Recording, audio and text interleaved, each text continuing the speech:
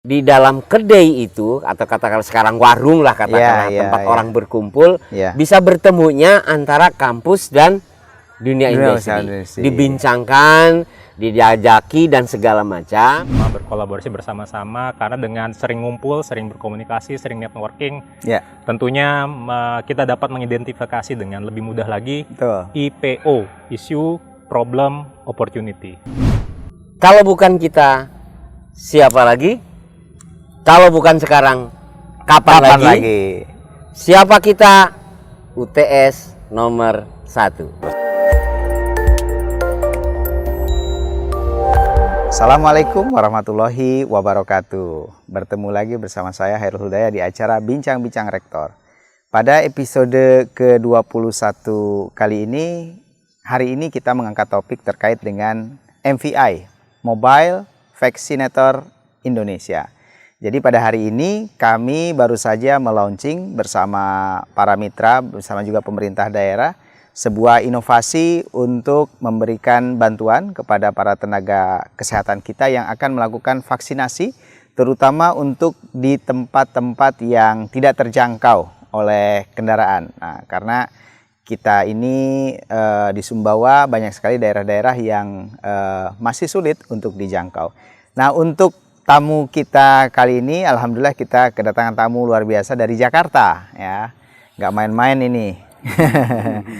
Di sebelah kanan saya ada Bapak Endang Taryono. Assalamualaikum Pak Endang. Waalaikumsalam warahmatullahi wabarakatuh. Terima kasih Pak Endang. Sama-sama Pak Rektor. Di Kementerian Pendidikan dan Kebudayaan, Riset dan Teknologi kita, terutama nanti akan membahas terkait dengan kedai reka ya Pak ya. Siap. Nah, selanjutnya kita juga kedatangan tamu mitra kami yang strategis dalam hal MVI ini, yaitu Dr. Zaki. Assalamualaikum Bang.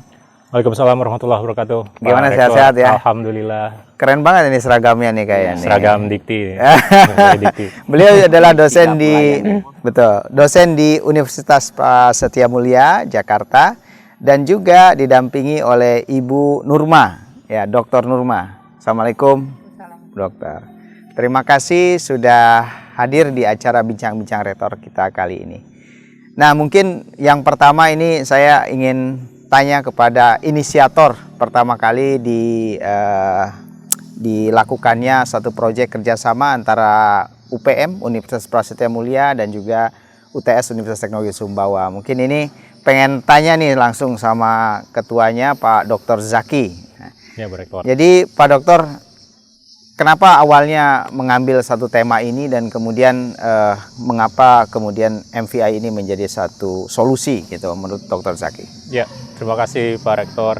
Jadi memang kita menginisiasi ide ini itu sekitar bulan April Mei ya, kurang lebih 2021. Saat itu memang kita masih dalam periode sulit ya, dalam masa pandemi ini, dan COVID sedang tinggi-tingginya saat itu. Ya, waktu itu memang sudah lagi tinggi-tingginya, dan kebetulan di saat yang bersamaan di bulan-bulan tersebut ya kita juga mendengar adanya kesempatan terkait program matching fund kedai reka ini gitu.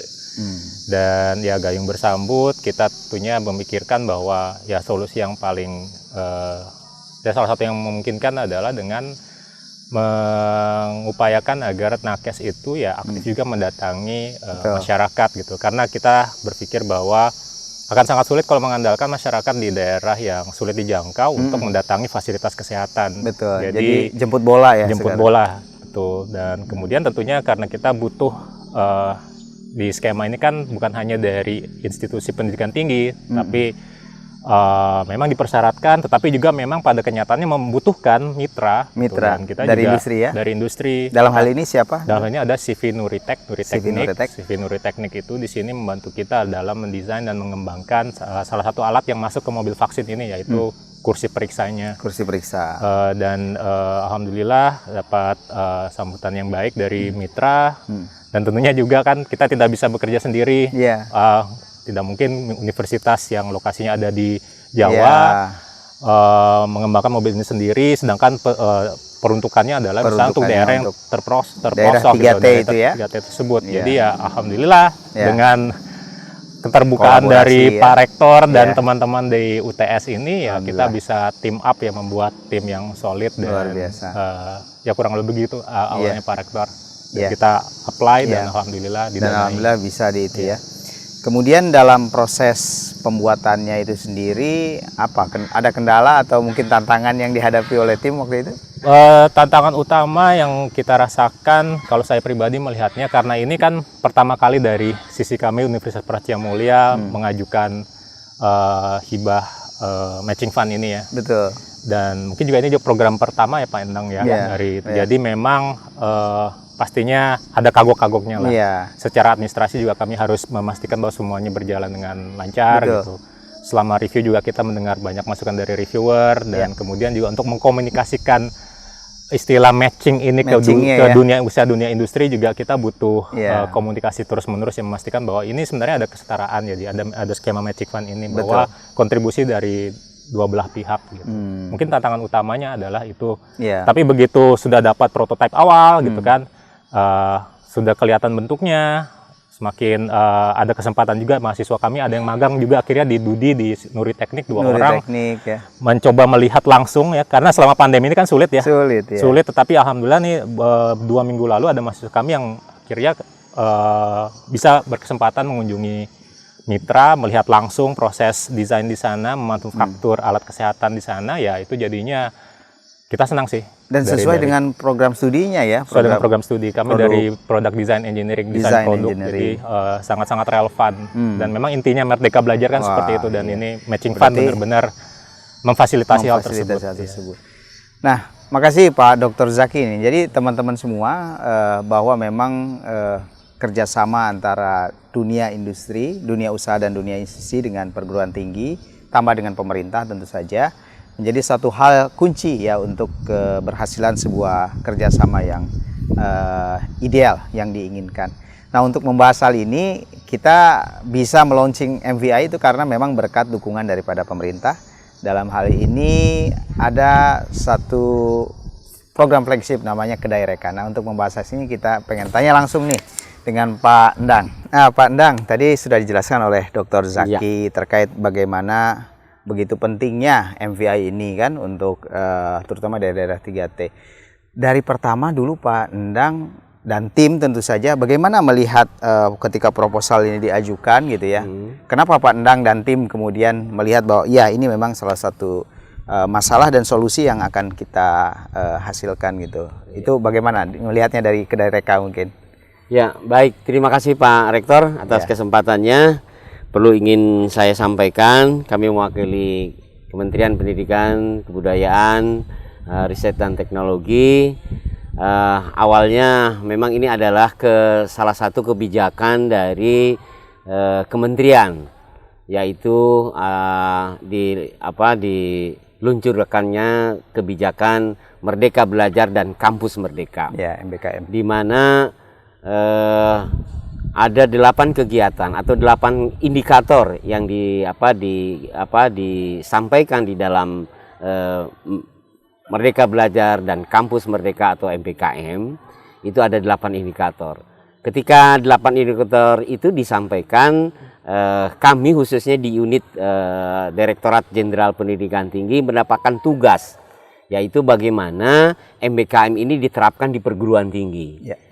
Nah, dalam rangka mendukung ekosistem MBKM, maka Direktorat Jenderal Pendidikan Tinggi mengeluarkan kebijakan pula bagaimana mendukung ekosistem MBKM itu dengan seluruh perguruan tinggi itu harus melaksanakan dan melakukan kegiatan-kegiatan mendukung kegiatan MBKM itu dengan mencapai 8 indikator kinerja utama. Itu yang penting. Betul. Di dalam kegiatan atau kebijakan indikator kinerja utama ada beberapa kegiatan yang yang kita laksanakan. Itu ada 2. Pertama adalah competitive fund, yang kedua adalah matching fund.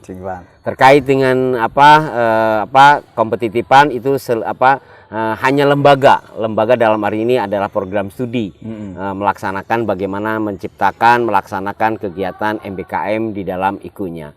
Khusus yang matching fund ini adalah sebuah terobosan kebijakan yang memang baru dilansing atau kita minta kepada perguruan tinggi untuk bisa melaksanakan, karena di situ ada sejumlah hibah yang nanti diseleksi seluruh kegiatan-kegiatan khususnya bagi pengusul atau perguruan tinggi atau periset atau peneliti atau yang akan melaksanakan pengabdian pada masyarakat itu melalui matching fund. Nah, matching fund ini memang digagas pada dasarnya adalah bagaimana kita melihat selama ini belum ada terjalinnya yang bagus kolaborasi antara perguruan tinggi dengan dunia usaha maupun dunia industri yang kami anggap di sahabat mitra. Nah, kegiatan yang dilakukan oleh matching fund inilah bentuk yang memang menjadi kebijakan yang mendukung IKU, mendukung MBKM,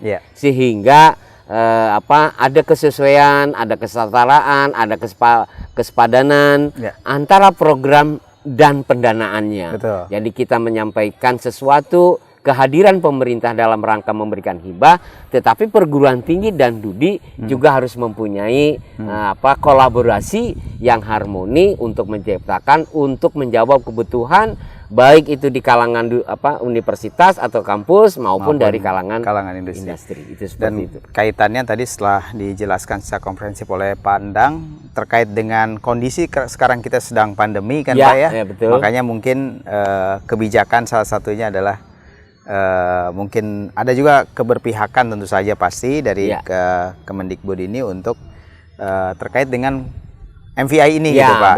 Betul. Oke, luar biasa Pak Endang tadi yang telah menjelaskan kepada kita terkait dengan matching fund khususnya, di mana kolaborasi antara perguruan tinggi dan juga dunia usaha dan dunia industri menjadi ini. Kemudian Pak, kalau boleh kita ingin bertanya gitu, kalau Kedai Reka itu kira-kira akan dilanjutkan pada tahun depan Pak? Ya. Gimana? Ini salah satu terobosan karena kementerian khususnya Pak Menteri Pak Nadiem Makarim melihat suatu terobosan yang memang sekarang sedang booming, yang sekarang orang akan dimudahkan sesuatunya. Kita melihat platform Bukalapak, platform Tokopedia dan segala macamnya, Shopee dan segala macamnya, sehingga ini diterapkan sedikit diterapkan.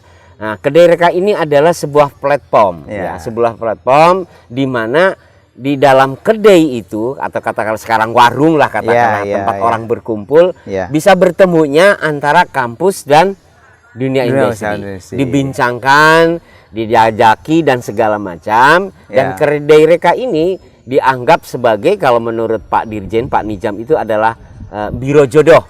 Bagaimana menjodohkan mak comblangnya antara Dudi gitu kan. Dudi itu minta sesuatu kebutuhan seperti ini.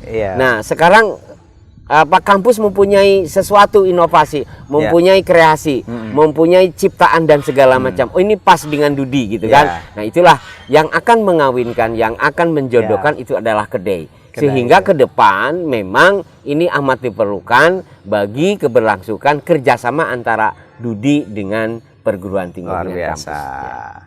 Nah, jadi tahun depan tentu masih ada dong ya Kedai Reka. Insya Allah. Dan bahkan mungkin ada bocoran-bocoran yang mau disampaikan. Nah, ini mungkin pendanaannya bisa lebih besar. Juga kepada insan perguruan tinggi gitu kan, insan kampus, baik mahasiswa maupun dosen gitu kan. Dipersilahkan gitu kan menjajaki kemungkinan kerjasama antara insan perguruan tinggi dengan dunia industri dengan berbagai inovasi, kreativitas dan segala macam. Alhamdulillah di matching fund itu akan bertambah dananya itu kan. Jadi tahun lalu atau tahun ini hanya 250 miliar, tahun depan insya Allah kita sediakan hampir 1 triliun. Nah, itu mantap. Mudah-mudahan itu bisa. Sehingga media-media yang ini bisa saja kita kolaborasikan antara insan dikti dengan dunia dunia industri dan Ya. dunia usaha. Ya. Nah, dunia usaha dan dunia industri juga tidak Ya. tidak terbatas perusahaan, tidak terbatas katakanlah yang mempunyai usaha saja. tetapi bisa saja UMKM, itu Pak, bisa BUMD, Ya, BUM BUMDes itu kan, desa, bisa BUMN, Ya. bisa lembaga pemerintah, Ya, bisa Pemda, bisa kementerian dan Ya. segala macam. Ya. Yang terpenting mereka itu butuh apa, perguruan tinggi punya apa, Wah, atau perguruan tinggi punya apa, dibutuhkan oleh apa oleh stakeholdernya, sehingga perkawinan ini bisa terjadi adanya di Kedai Reka. Dan kami Matching Fund dan Kedai Reka itu akan siap untuk menjadi Macomblang dan sebagai penghulunya dari pendanaan ini. Luar biasa. Itu seperti itu. Nah, jadi itu tadi tuh langsung disampaikan oleh core of the core-nya Kedai Reka. Pandak. Jadi teman-teman semua, para Civitas Akademika, dosen dan mahasiswa, ayo ya bersama-sama kita siapkan proposalnya karena akan dibuka di bulan Januari, which is hanya beberapa hari lagi ya menuju tahun 2022.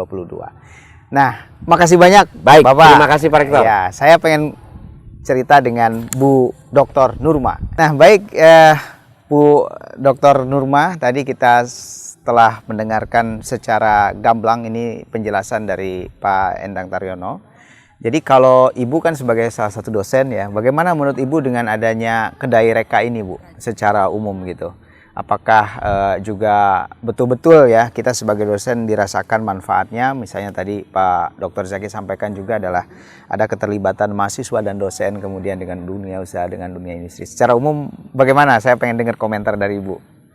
Baik, terima kasih pertanyaannya Pak.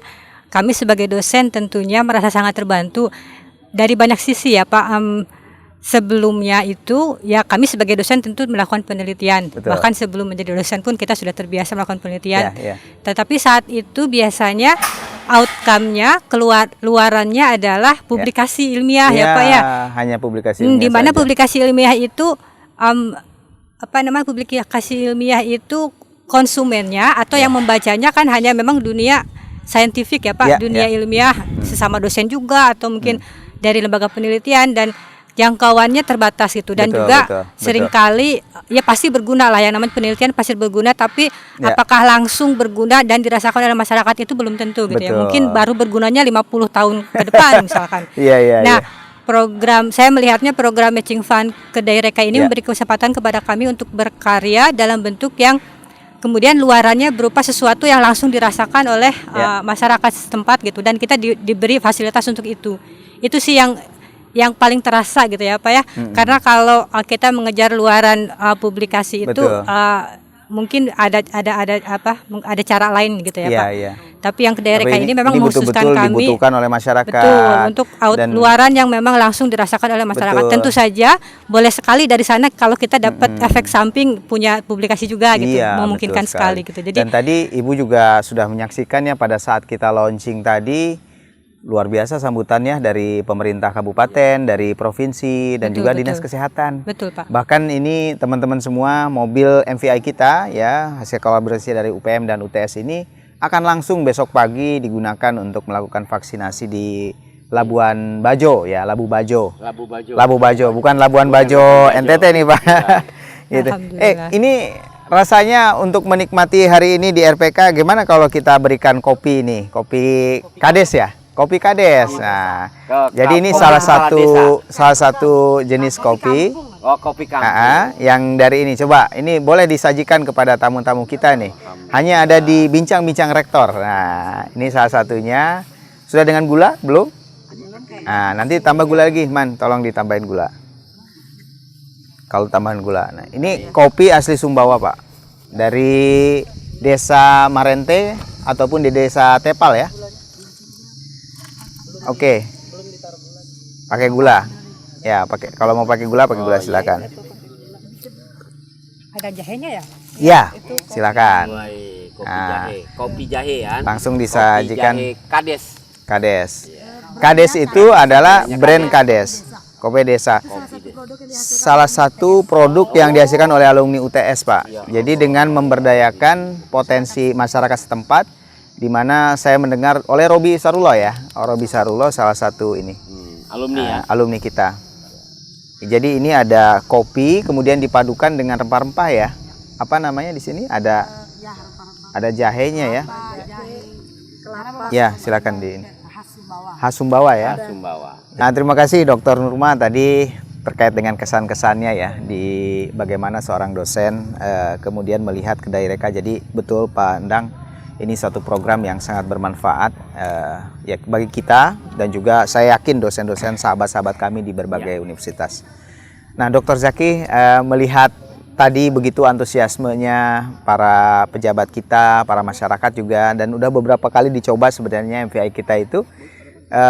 Apa kemudian rencana Pak Dr. Zaki ke depan nih dalam hal mengembangkan mungkin MVI lagi atau mungkin rencana-rencana lain lagi untuk ke depan bagaimana kedai reka ini kita bisa terus kontribusi? Ya, Pak Rektor. Ya. Kalau terkait MVI tentunya kan begitu nanti besok sudah mulai diterapkan gitu ya. Ya. Pastinya kita akan dapat masukan lagi kan. Betul. Ya, dan inilah sebenarnya ya. Betul. Inilah sebenarnya yang juga menjadi sesuatu yang menggembirakan bagi kami kalangan akademisi bahwa selama ini kita mungkin ya katak dalam tempurung ya istilahnya. Betul. Dengan adanya platform yang memungkinkan dunia akademisi berkolaborasi, berkomunikasi dengan bukan hanya pemerintah, bukan hanya dunia industri, tapi juga stakeholder pemangku kebijakan, tenaga kesehatan yang langsung mengoperasikan mobil gitu kan. Istilahnya user langsung dari produk ini gitu kan. Tentunya kita akan dapat masukan ya. Inilah yang mungkin untuk inovasi itu kan intinya ada kolaborasi ya, salah satu keterbukaan. Jadi ini akan sangat dimungkinkan oleh platform kedai reka Matching Fund ini. Gitu. Tentunya kedepannya terkait mobil vaksin, tentunya kita akan menampung masukan, feedback untuk perbaikan atau pengembangan mobil ini ke depannya. Dan juga tidak terbatas hanya dalam skema dalam proyek terkait mobil vaksinator. Tentunya kita dari Universitas Prasasti Mulia dan Universitas Teknologi Sumbawa dan juga mungkin institusi lain yang terlibat, kita bisa memikirkan inovasi yang lain ya. Betul. Tentunya untuk memecahkan masalah yang ada di masyarakat. Betul. Jadi ada satu permasalahan, kemudian ada satu inovasi dan kemudian bisa bermanfaat ya untuk ini. Ya, teman-teman semua, rasanya waktunya karena waktu terbatas di bincang-bincang rektor kita kali ini di suasana yang sekarang agak mendung sebenarnya di ruang publik kreatif Universitas Teknologi Sumbawa bersama para pembicara yang keren-keren. Kita ditemani oleh Kopi Kades. Kades itu kopi Kawa Desa. Kawa itu artinya kopi. Kawa itu kopi. Jadi Kopi Kades, bukan kepala desa, tapi Kawa Desa. Yang saya kira mungkin saya ingin dengar mungkin sedikit penutup atau closing statement dari ketua kita Pak Dr. Zaki. Silakan. Mungkin bisa harapan, bisa ajakan dan lain sebagainya. Harapan saya dan juga tentunya tim Mobil Vaksinator Indonesia dan juga mungkin dari peneliti di Universitas Prasasti Mulia maupun Universitas Teknologi Sumbawa tentunya adalah untuk memanfaatkan kesempatan yang ada yang diberikan oleh pemerintah dalam hal ini ke Direktorat Dikti-Ristek dalam hal mendanai kegiatan inovasi ke depannya. Ini kita harus manfaatkan semaksimal mungkin dan tentunya ini harus diinisiasi. Jadi sebaiknya memang semua stakeholder saling membuka pintu, berdiskusi bersama-sama, berkolaborasi bersama-sama, karena dengan sering ngumpul, sering berkomunikasi, sering networking, tentunya kita dapat mengidentifikasi dengan lebih mudah lagi IPO, Issue, Problem, Opportunity. Issue, Problem, Opportunity. Terima kasih Dr. Zaki. Saya pengen dengar dari Dr. Nurma. Terima kasih kesempatannya Pak Rektor. Kalau tadi Pak Zaki sudah memberikan kesan pesan khususnya terkait dengan MVI ini. Kalau saya mungkin secara lebih garis besar ya, baik kepada rekan-rekan sesama dosen maupun kepada mahasiswa yang mungkin salah satu audiensnya mahasiswa ya Pak. Ya kalau untuk dosen ya mari kita sama-sama manfaatkan setiap kesempatan yang diberikan oleh pemerintah, terutama jejaring ya. Saya juga ini harus banyak belajar nih dari Pak Rektor dan Pak Zaki dan yang lain, bagaimana berjejaring dengan sesama dosen di kampus lain supaya kita bisa lebih produktif gitu ya. untuk mahasiswa nih, untuk adik-adik mahasiswa, pada awalnya pandemi ini kan sebuah masalah besar ya, tapi sebetulnya membuka banyak juga kesempatan, membuka hal-hal baru yang sebelumnya tidak terpikirkan. Ya, dengan adanya pandemi ini, kesempatan untuk belajar sebetulnya jadi lebih terbuka, karena sekarang orang berlomba-lomba membuka kayak pelatihan atau kelas online gitu yang bisa diikuti dari mana saja, tidak lagi mengenal batasan-batasan geografis gitu ya. Termasuk adik-adik yang di Sumbawa bisa banget misalkan mengikuti pelajaran dari negara lain bahkan gitu ya. Ya, itulah manusia, kita dikasih sebuah tantangan tapi ternyata kita selalu bisa mengatasinya, bahkan mengambil pelajaran dari sana gitu. Jadi ya tetap semangat lah ya. Mudah-mudahan pandemi segera usai. Amin. Di sisa pandemi ini kita juga bisa memanfaatkannya kok gitu. Amin. Tetap Terima produktif. kasih Bu Dr. Numa. Nah, last but not least, ini ada, biasanya beliau ini seorang motivator nih. Pak Endang, kita ingin dengar kita ingin mendengar closing statement dari Pak Endang Taryono. Silakan Pak. Saya ada 2. Ya.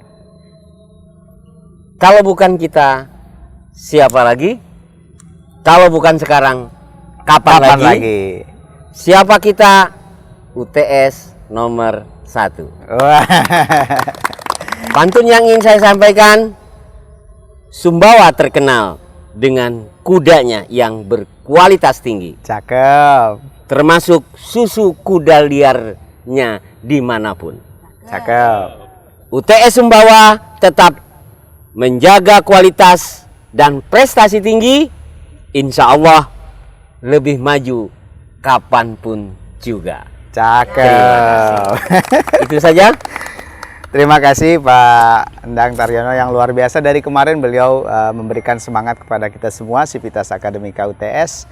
Jadi atas nama pimpinan dan seluruh segenap Sivitas Akademika Universitas Teknologi Sumbawa, kami ingin mengucapkan terima kasih yang sebesar-besarnya kepada sahabat kami dari Universitas Prasetya Mulia yang telah melibatkan kami di dalam proyek ini, dan mudah-mudahan ke depan kita akan terus berkolaborasi tentunya. Dan juga ya kami mengucapkan penghargaan dan juga ucapan terima kasih tingginya kepada Kementerian Pendidikan dan Kebudayaan Ristek ya, dalam hal ini Pak Endang Taryono dengan Kedai Rekanya. Mudah-mudahan ke depan kita bisa kontribusi juga kegiatan-kegiatannya untuk Kedai Reka. Saya kira itu saja yang bisa kita sampaikan di acara Bincang-Bincang Rektor kali ini. Kita kembali di acara BBR di episode selanjutnya. Wassalamualaikum warahmatullahi wabarakatuh. Waalaikumsalam warahmatullahi wabarakatuh.